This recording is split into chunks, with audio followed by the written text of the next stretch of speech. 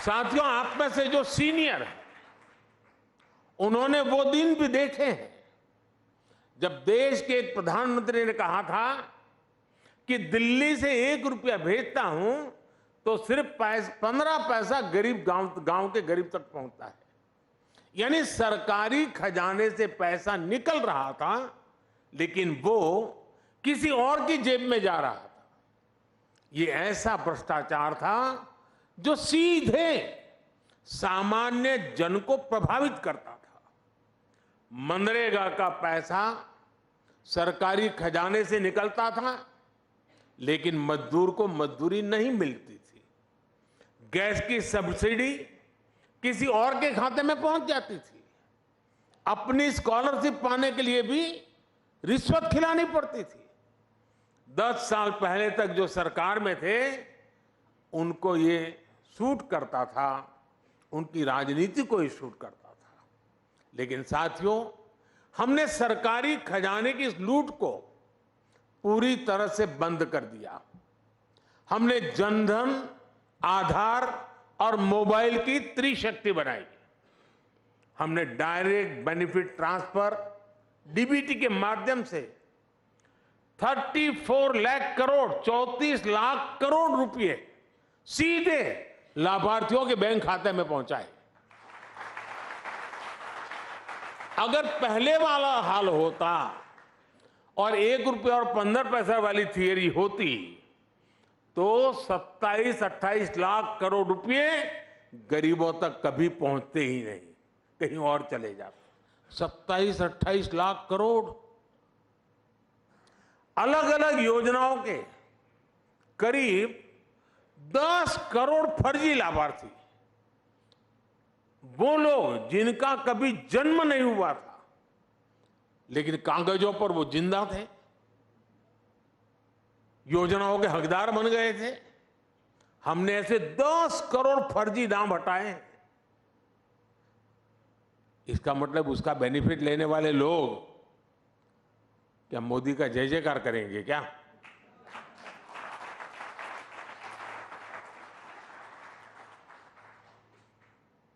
आप हैरान हो जाएंगे, 4 करोड़ फर्जी राशन कार्ड, उसको हमने हटाया।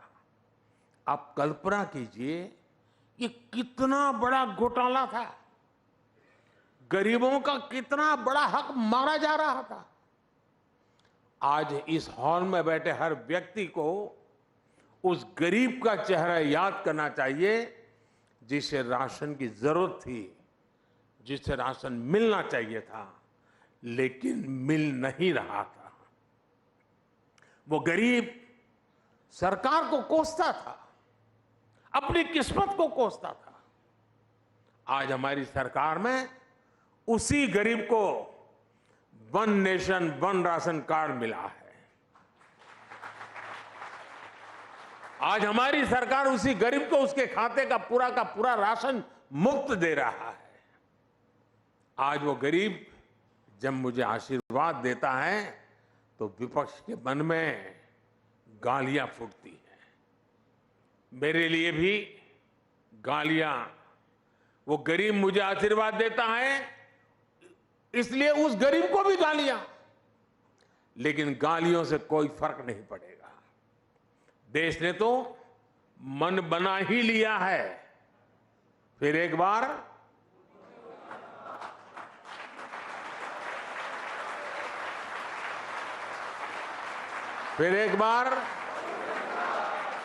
साथियों, हमारी सरकार ने पहले दिन से ही अपनी गवर्नेंस को गरीब की गरिमा, गरीब के कल्याण और गरीब के सशक्तिकरण पर केंद्रित रखा है।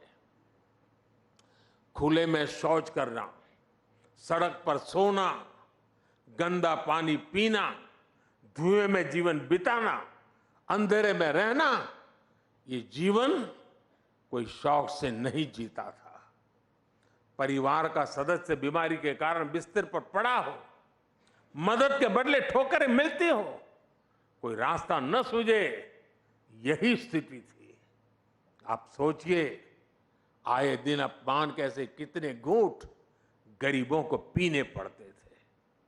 यहां बैठे बहुत से शायद जीवन की कल्पना भी नहीं कर सकते हैं कि कैसा जीवन था, लेकिन मैं ये सब कुछ अनुभव करके यहां पहुंचा हूं। मैं उस जिंदगी को जी करके आया हूं, इसलिए मुझे किताबों में नहीं पढ़ना पड़ता और न ही कैमरा के माध्यम से वीडियो शूट करके देखना पड़ता है।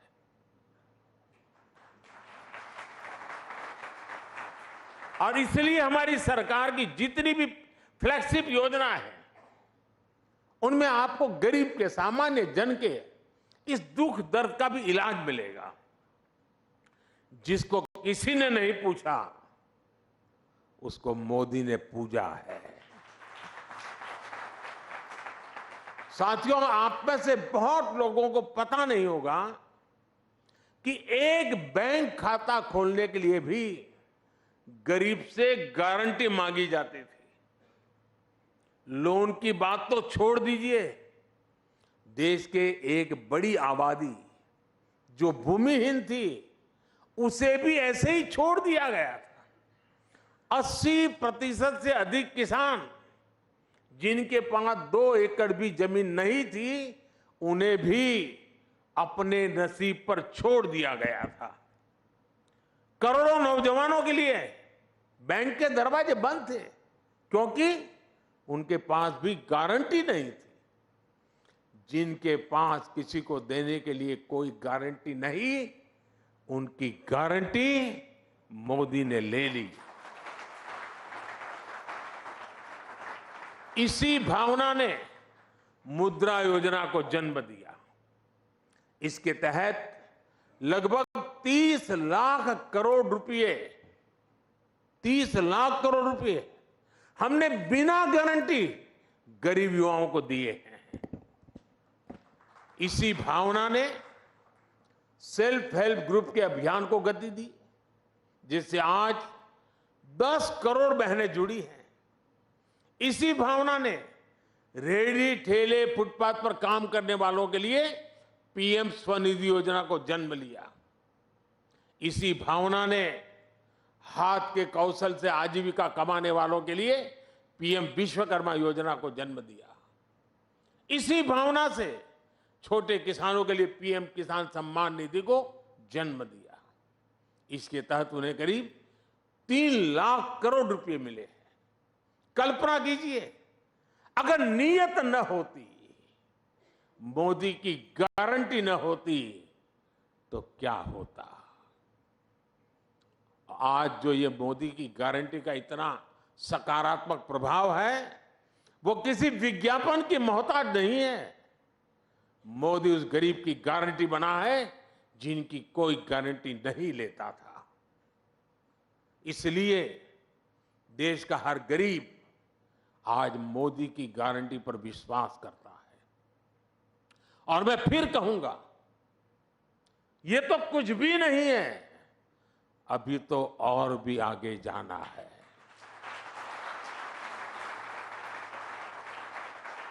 साथियों, हमारे देश में लंबे समय तक राजनीतिक उपेक्षा का बहुत बड़ा शिकार देश का मिडिल क्लास भी रहा है।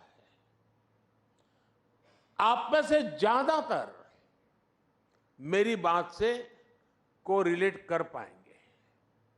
मिडिल क्लास का मतलब है वो वर्ग जो कठिनाइयों से लड़कर आगे तो आ गया, लेकिन उसके आगे सपनों और आकांक्षाओं का एक विशाल संसार होता है।